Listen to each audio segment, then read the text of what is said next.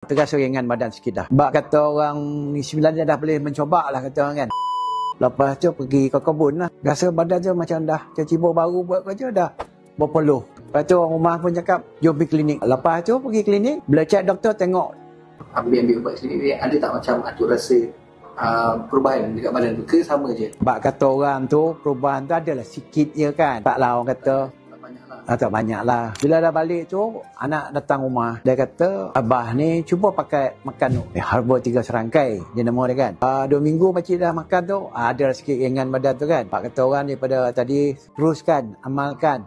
Dalam masa sebulan tu, terasa ringan badan sikit dah. Bak kata orang ni sebenarnya dah boleh mencoba lah kata orang kan. Peluh sihat tu keluar. Lepas lah 2 bulan, bak kata orang rasa macam orang muda balik kata. Boleh jalan kaki kedai kopi lah. Tak payah naik motor je dah. Ni dia nak khabarkan lah. Herba 3 serangkai ni. Dan dah cuba dah. Memang kata mustajab kata orang dia. InsyaAllah. Bak kata orang nak katanya di muda balik tak ada lah dah kan. Tapi stamina muda tu ada lah.